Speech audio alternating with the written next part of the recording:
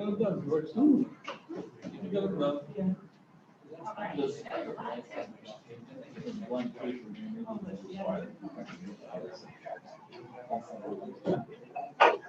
Well done, George. You got it done.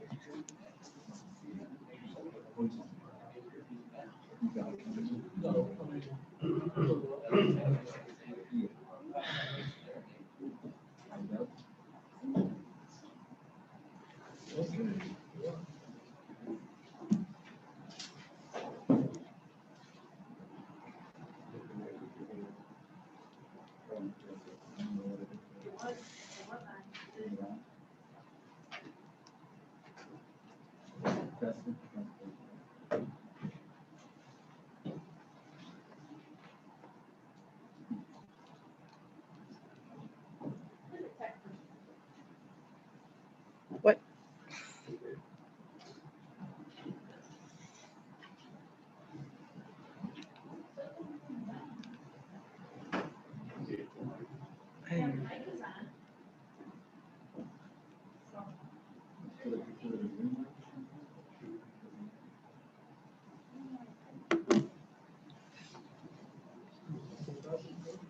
Oh, Mary.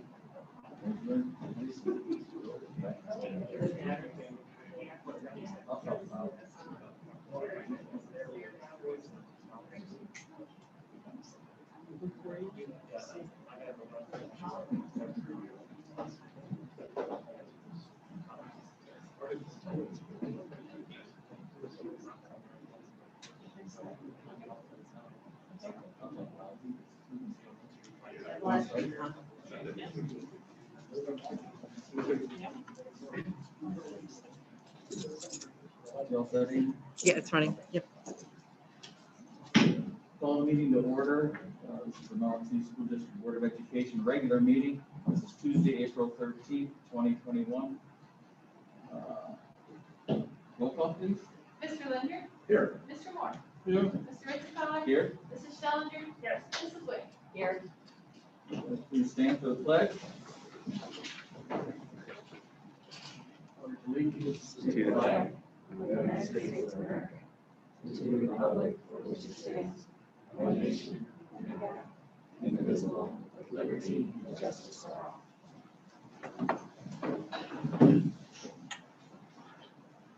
This time we'll call for a motion to adopt the agenda. Is there any changes to be made before we do that? Yeah. I'd like to move on adoption of the agenda, tabling number 5, superintendent report, B and C, until we get a chance to talk about that. Do you just want to move them to a separate spot and discuss it? I think we'll need to talk about it and maybe accept it next week, or next month, whatever. Okay. Do you want to talk about it tonight? Yes, That's a separate item. Okay. there are some issues in the contract that we bring up. Okay. And table it? Is that what you're doing? But do you want to table it or do you just want to take it out and you just want to take it out and talk about it, right? Yeah, basically, yeah. Okay. So let's just remove it. Got it. We're not asking. Right. We're just going to take it out and put it under items for discussion. Okay.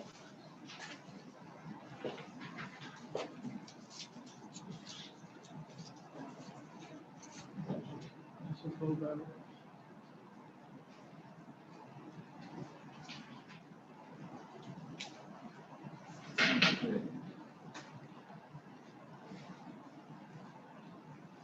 All right, any other changes or anything before we adopt the agenda?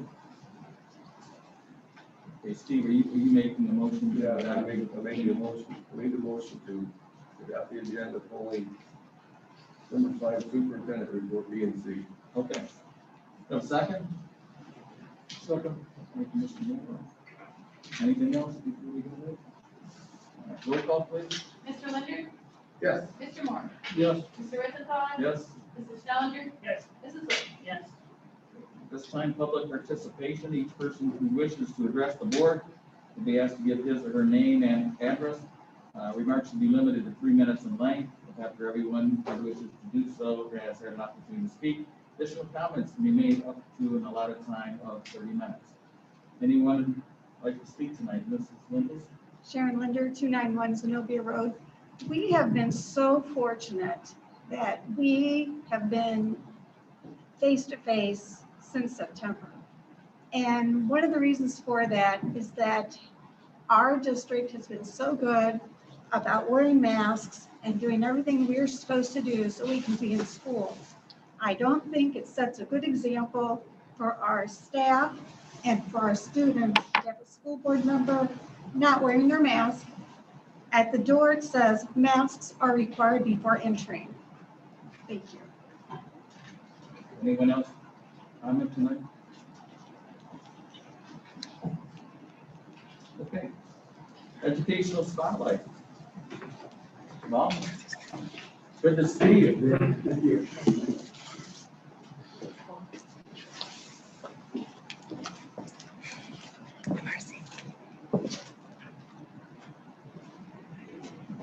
First of all, I'd like to thank you for allowing Main Street to be in the spotlight tonight. At Main Street, we have a lot of great activities, a lot of great things happening. This year, we're somewhat limited in some of the things that we can do, but that did not stop, our staff, especially I've invited Marcy Burns and Scott Spettle here tonight. They've been very instrumental in providing opportunities for our students to learn in the area of STEM. And I'm going to have them explain, what the project was and what the competition was. But it's really amazing, and I mean, you've seen it in other buildings and throughout the district, the students that are so engaged in what they're doing. You see them working as a team, and their minds are just going a mile a minute, coming up with ideas and using their imagination. So tonight, for the spotlight, I will have Ms. Burns and Mr. Spettle to go through what the competition was this year.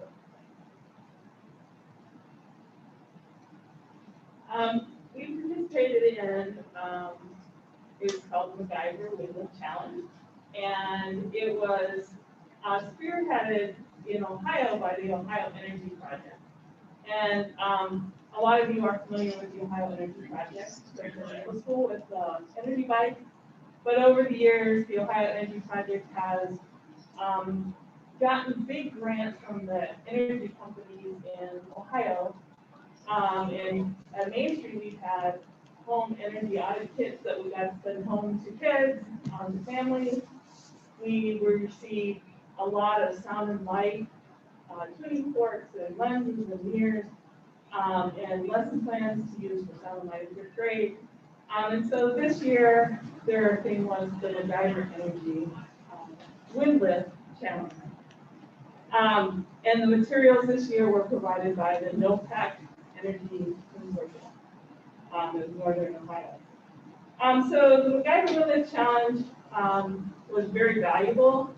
All 50 of my students participated. I have some online kids in the afternoon, and I have a class of in-person kids in the morning, science and language arts. So the goal of the Wind Lift Challenge was for the kids to design using materials given. So they received a little bag of materials like this, and their instructions were to develop a wind lift system to lift as many pennies as possible. And each penny weighs about 2 grams. So that's what they were working with. So in 5th grade, one of the goals and the standards for science education is to really understand and apply the thinking of balanced and unbalanced forces, as well as figuring out how force and weight are related in motion of objects. So this wind lift project did quite well with what we do in regular science, as well as what you guys do in STEM. So to begin with, my students both virtual and in person, we attended a virtual field trip to the, let's see, let me get the name right, the One Energy Wind Farm in Tinsley, Ohio. And so we had an introduction to the Environmental Challenge by OEP, and then we took a tour by the engineers and the people who run the wind farm. So the kids learned about the blades and the pitch of the blades, and on how the wind provides power to the wind turbines to generate electricity. So after that, then we were eagerly awaiting the arrival of our materials. So a big giant box of materials came, and the kids divided them up. My in-person kids have done a great job this year of packing science kits for the remote students. So that's what they did. They put together these small kits, and it has directions and an at-home lab assistant page to help them, the remote kids, do the activity. So then, over the course of 3 days in January and February, the students took what they learned at the wind farm and designed their wind lift. So it was just really a blast hearing the kids talk, and this is the best part about science, is hearing the kids talk about their science thinking and about how the wind's gonna provide the most force to this blade design, and the pitch has to be at this certain angle. So it's just really fun listening to the kids talk about their learning. So, and there's even though they each made their own wind lift, they still engaged in a lot of impromptu collaboration. We were just talking about that back there. They're, that they see somebody's design and they steal a piece of their design and their ideas, and they share and said, oh, that doesn't work. And it's just really fun to watch. And it's just amazing what 10-year-olds can do in science and engineering. So, what were the results? Okay, so a lot of wind lifts raised between 20 and 70 grams, or 70 pennies, which would be about between 40 and 140 grams of weight. But then, in my class, 2 of the in-person kids, they were kind of really sly, and they would walk around and look at everybody's designs and think. So LJ said, my design worked because I did what nobody else did. I thought that was like awesome thing. So anyway, William and LJ's wind turbines lifted 166 pennies each. And we're not sure if they could have lifted more because we ran out of pennies. So it seemed like they reached a threshold where they could have just added more pennies and they would have still lifted. So it was just really simple. So that's 332 grams of weight. So anyway, part of the project then was for the teachers to take a bunch of pictures and submit either a photojournal or a video to the Ohio Energy Project about with our kids in action. And also we had to submit projects to the Kid Wind Project portal, which collected projects from all over Ohio. So the kids can go on there and see what other classes have done and what other students have done with the design. So anyway, yeah. Here's a couple of the designs that I designed as an after-school project. Kids just volunteered to come in. And I got anywhere from, depending on the day, it was sometimes it was 8 kids, sometimes it was 14 or 15. They couldn't always show up. Some of them worked alone, some of them worked with partners, but these are just 2 of the designs that they didn't want to take home, so I thought I'd bring them up. A lot of them were similar to this, with the cup hanging. They found different ways to attach it. And then we just have a short, about a 3-minute video that shows some pictures of the process and a short video.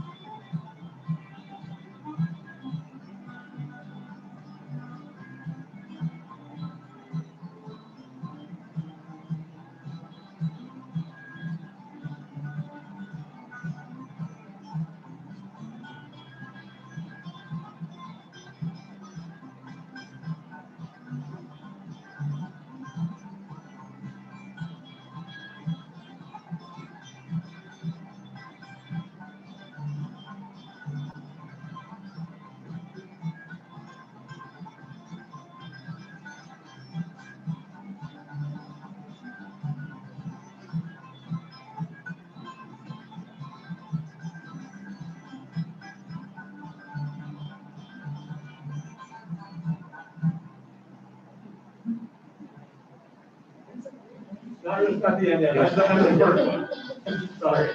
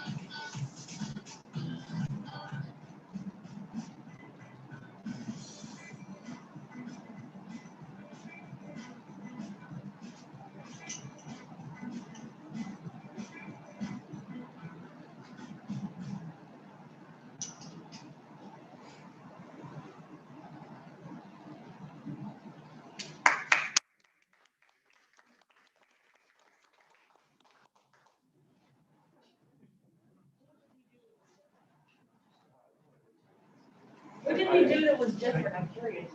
What did he do was different? That was different than all the rest. A lot of top people, secret, you know, it's not top secret. He, was sure to tell everybody after he got the most pay.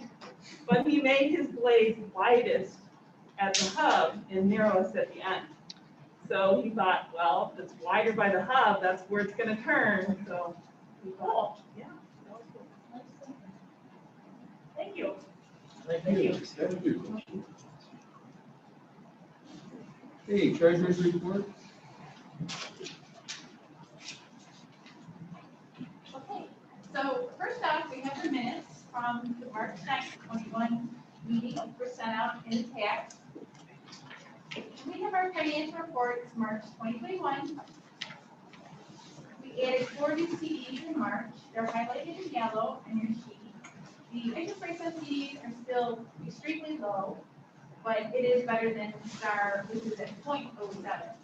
These are a little bit longer term CDs, but if needed, we can always just cash them in if interest rates suddenly skyrocket. We want to cash them in. They do pay on a regular basis, so we are receiving interest. It's not like it waits until the CD matures and you receive the interest. So that's what I thought. It would be better to at least get a little bit more interest than having it at 0.07.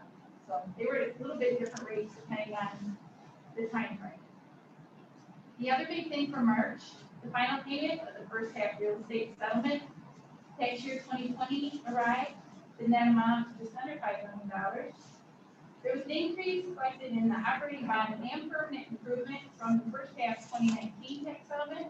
This is because their valuation increased for tax year 19 to tax year 20 by just over $3 million. Of that, 1.3 was personal property and public utilities.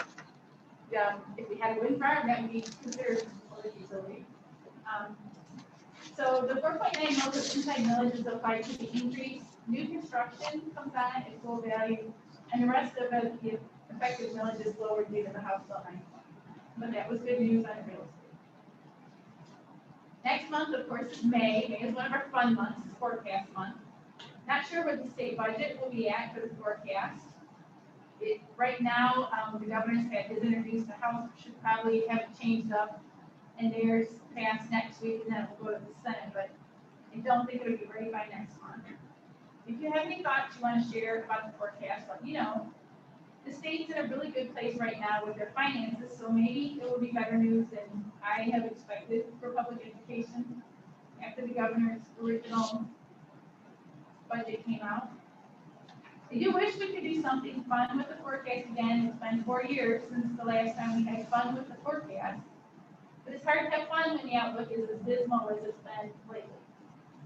The only thing that may save us next year is the federal money coming in. But it's kind of like economic stimulus payments that most everyone has received. It's one-time money. It'll plug the hole, but we can only spend it one time. So it will help with next year, but it's not going to solve our problems that really need to be solved at the state level with our foundation fund. While we're at our one-time money, the Astr Fund, which is the 507 fund, which was under the umbrella of the CARES Act, is currently at a negative $158,000. You'll see that when you look at the listing of the fund. This is because although it's federal money, it's designed as a pass-through, it runs through the state, and the state has not appropriated enough money to be able to pay it out. There's 2 bills introduced right now, Senate Bill 111, House Bill 170, and they're out there to make the appropriation to be able to pay that money out to. And it's not just schools, it's any local government, library, anybody who has any type of CARES money that hasn't been paid out yet. So this is the appropriation, but as of today's, when I checked the legislative status page, it's still in committee. Here's a quote from some proponent testimony on the bill. We need action via legislation pursuant to Ohio law. Without this action, federal funds will sit unused and unavailable until such time that the General Assembly chooses to appropriate the dollars through regular appropriations, which will not conclude until late June. So I will zip out an email to you with language on this that you can share with our representatives, and of course I too will contact them about hopefully getting this going, because these 2 bills are sitting there. All they need to do is be passed out of committee and then have it. I mean, it's just a technical fix. It's not something that should require a lot of discussion. This is already money that's been appropriated. It's not new money. It's coming from the federal government. There's no reason. I mean, we as a school district are right now financing this to the tune of $158,000 because it's all, we spend the money and then we're reimbursed. So we spent all of our share of the Astr money, which is the first set of the Astr money, as of the last payroll in March, which was this March.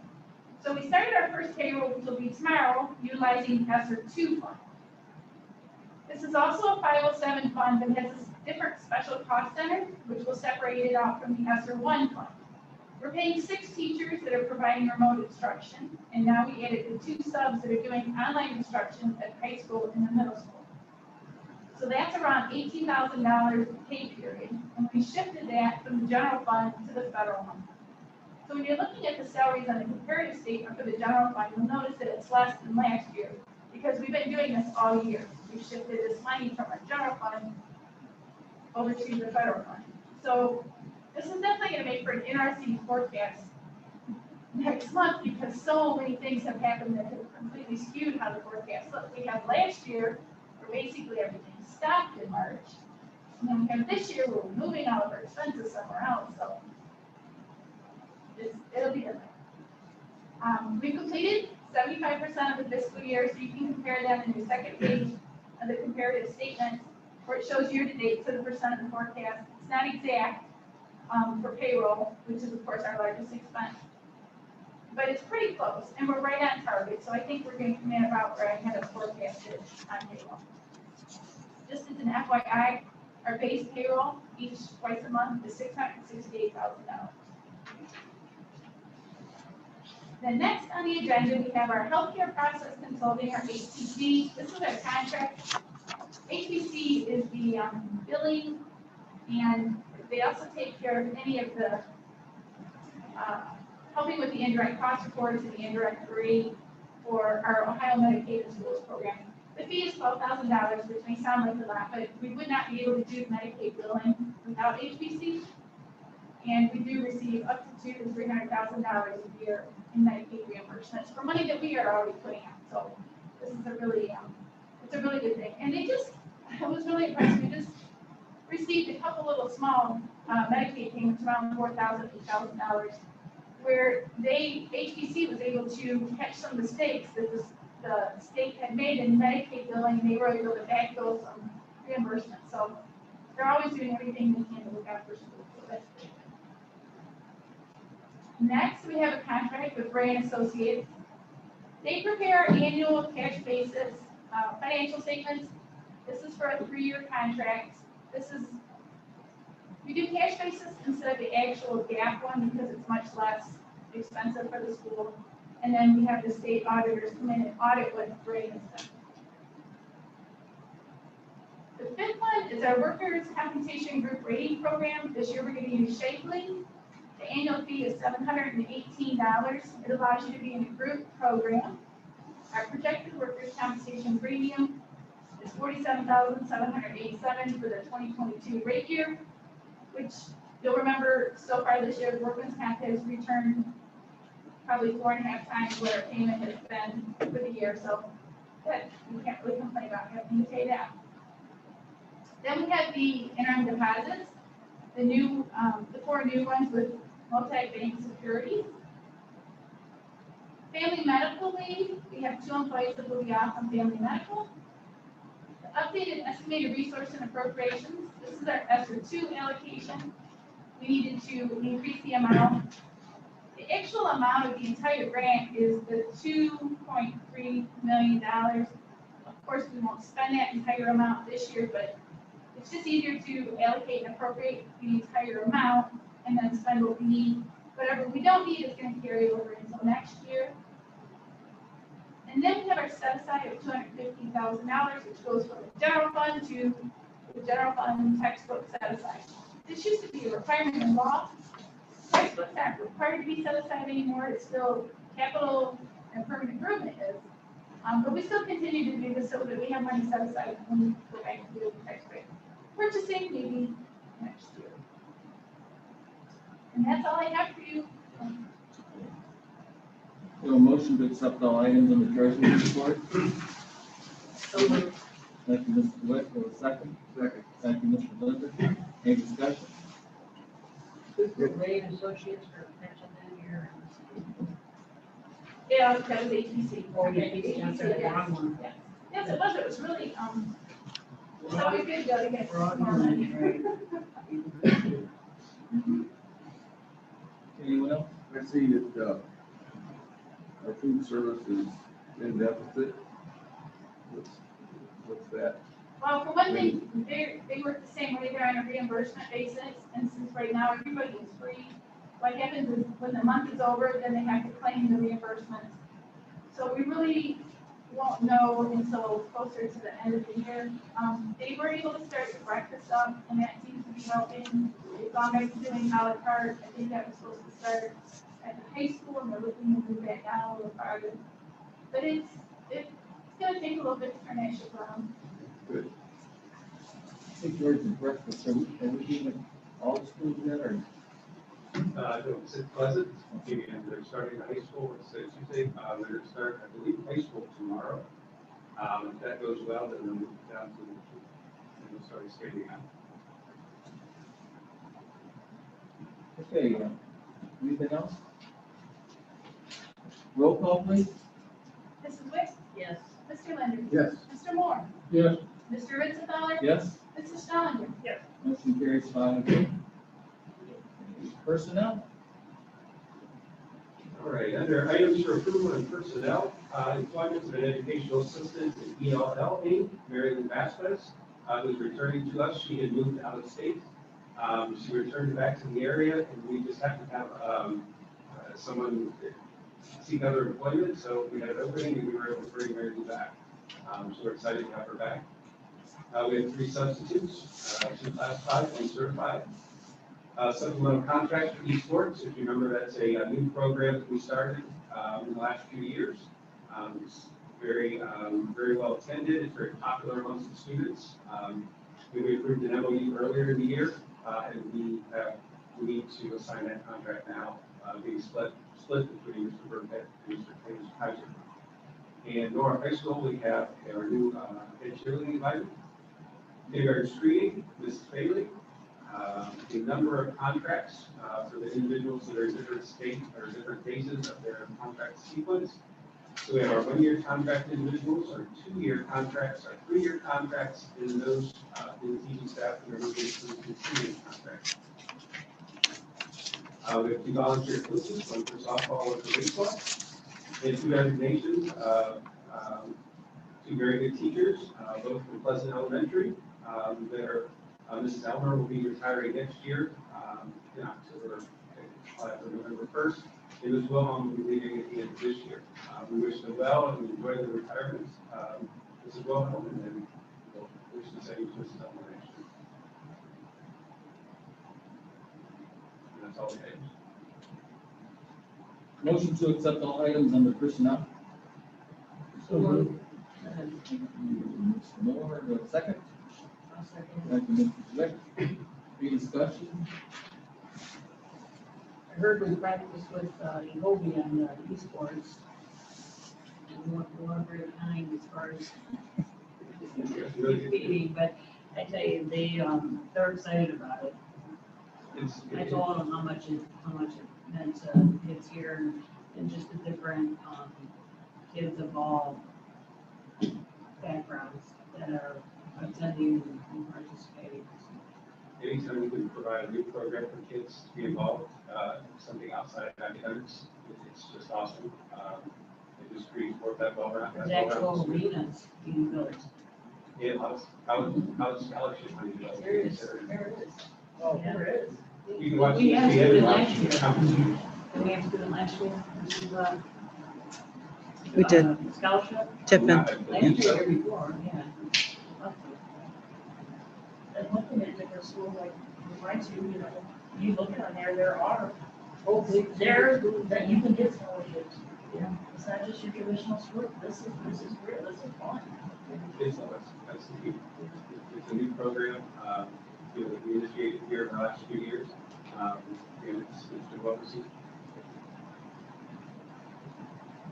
There's another question, just to be clear, volunteer coaches that we employ, they are same requirements in the state as a regular coach. Yes. Their background check, And they're, and the courses they take, okay.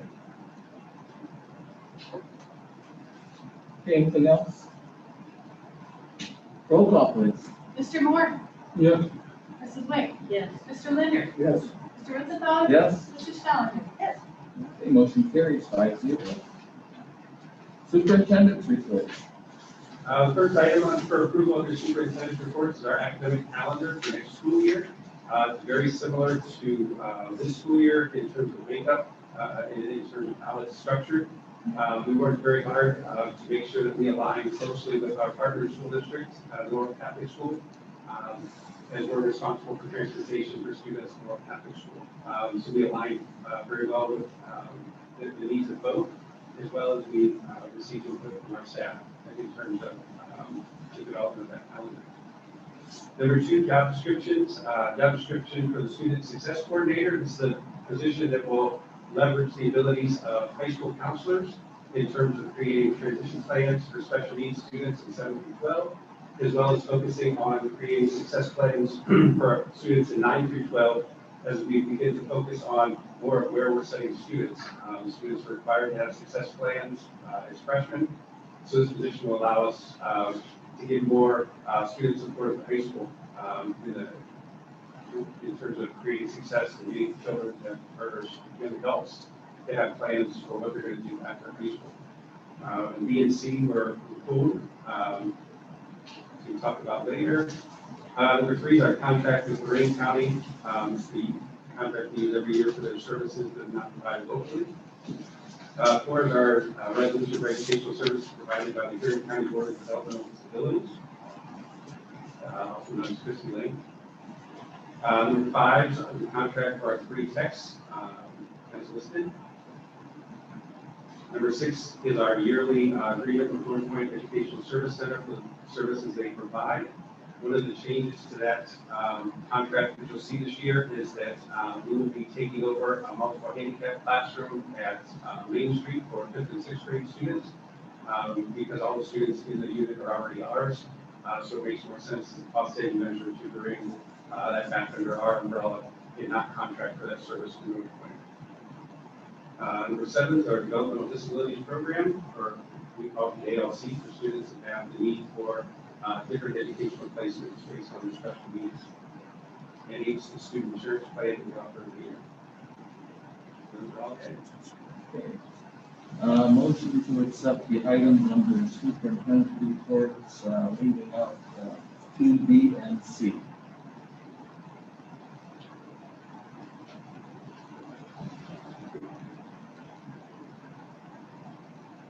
Make a motion to accept the superintendent's report excluding number 5, B, and C. Okay, thank you, Mr. Lindberg. Do we have a second? Sure. Thank you, Mr. Moore. Any other discussion? Yeah, under the, number 2, job descriptions for student success. Is that a made-up job? Is that grant money? That's a new position that we funded through either stimulus or student law assistance. Anyone else? Lord, I'd like to thank you for, on the academic calendar, making the 2 semesters. I noticed for equal days this year. We got lucky. Thank you, because that was a big hang-up. The calendar was kind to us in that respect. Well, thank you. Anyone else? Roll call, please. Mr. Linder? Yes. Mr. Moore? Yes, Mr. Ritzenhour? Yes. Mrs. Challenger? Yes. Mrs. Wood? Yes. Motion carries 5-0. Items for discussion. We have our permanent improvement list for this year, as listed. The items that I'll note, if you work your way down, looking at all the major areas for each building. Maple First, we feel we're okay for the moment. Pleasant, same, Lead the same. Main, we have some maintenance that needs to go on with our number 2 boiler. Without that maintenance, we would be in a situation where we have 1 boiler at Main, which would be bad. It would cause school cancellations, because boilers we have issues with from time to time. This allows us to have 2 boilers, so a main boiler and a backup. And what I'd like to point out here is we're trying to get all of those buildings, just trying to get them through the next 4 to 5 years until a new elementary system can be developed, in which we don't want to keep repairing those buildings if we don't need to. So we're trying to just do the minimums there, get them through. At the middle school, as you remember, a few years ago, we put a new boiler in there. So just do minor projects around the middle school. High school will get the majority of our attention this year, just because while this building is in phenomenal shape, it's still building 20 years old, so it's going to have just general upkeep. We would like to repair a lot of the gutters, but due to some supply chain issues, steel is very hard to come by. So the contractor told us to hold off because they didn't even know when we'd be able to get the steel for the gutters. So there will be some cost there, but it's just going to be general touch-ups until the prices come down and there's more steel available for the gutters. Parking lots, here at the high school, as you know, we have a drastic liability in terms of our parking lot here. It's getting towards the end of its life, it needs to be repaired. But we're trying to, again, just get the property for the parking lot through, so the district's in a better position to address what is a sizable cost. We're going to use some concrete repairs around the sidewalks and the bus lane. When we pull up, you see a lot of the curbs, a lot of the individual slabs. We're just showing their age, the salt and everything, take wear and tear on them. The HVAC, we're going to wait on. We believe in the next stimulus package, there may be some money in terms of upgrades to HVAC related to COVID and just disease prevention. So we're going to hold off on that $25,000 worth of upgrades until we see what money is available through either stimulus or other sources. In the last one, we have a ditch in Whitney Field.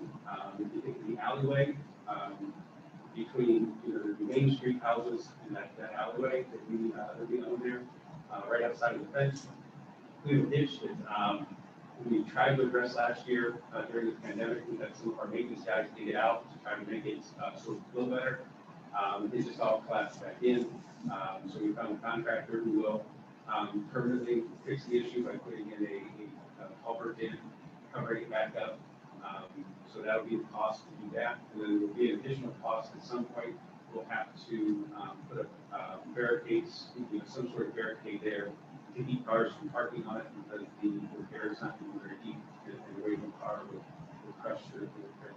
So, we'll have additional costs there, but we haven't passed that one yet. And then just parking lot sealing throughout the district, again, trying to make sure all parking lots get by as long as they can. You know, so sealing them, trying to keep the freeze and thaw from between problems.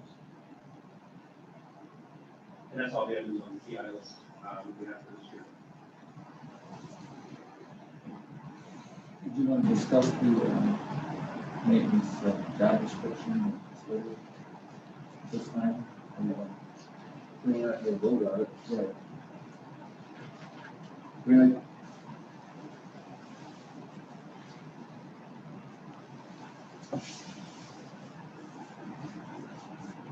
yeah, and that, I guess if you want to, we can discuss it, but it's something that needs to be done.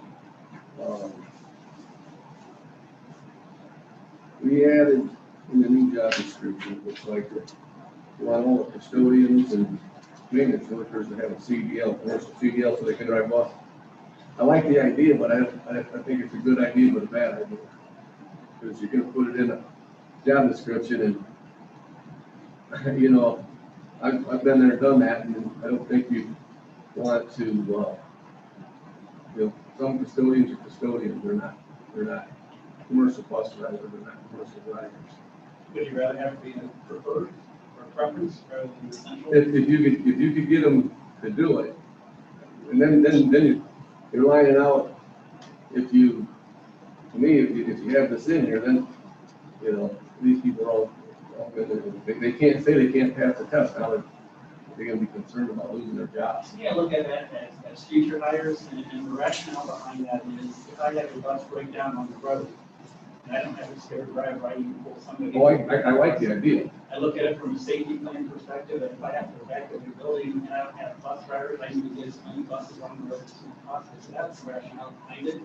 I don't see you terminating our current staff because of it, so if you'd rather have me put it as a preference rather than something required, we can, but that's the rationale behind listing CDL. If we could change it up a little bit like that, for us to put some wording in there, I think it's a great idea.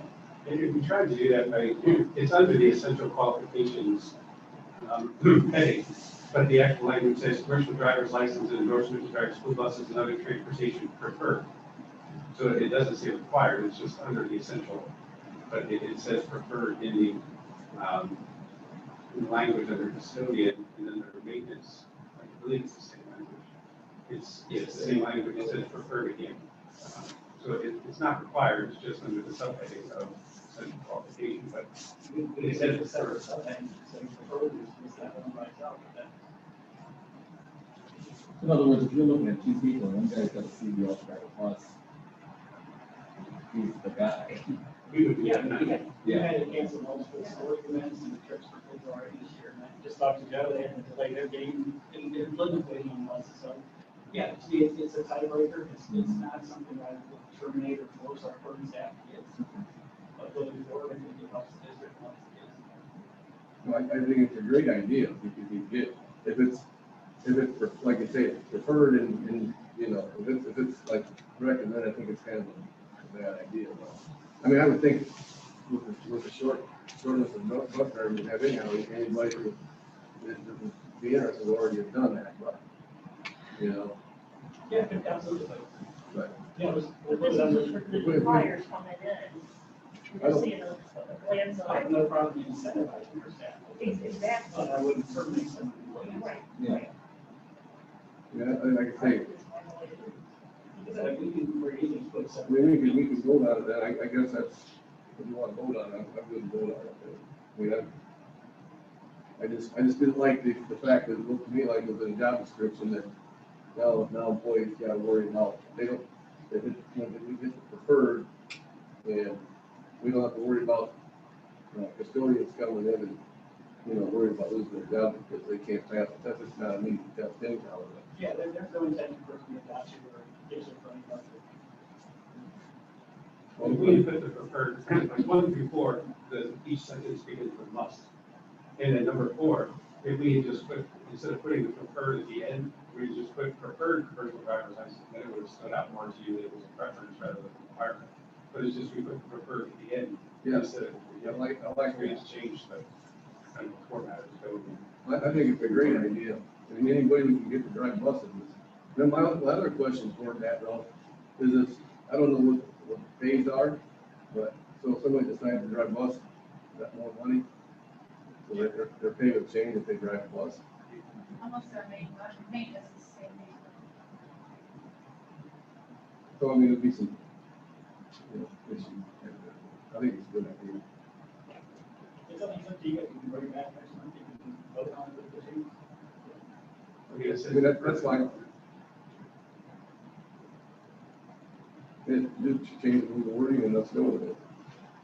Bring it back next month. Yeah, I mean, we've already went through it. That's not a big deal to get it passed anyhow, right? Yeah.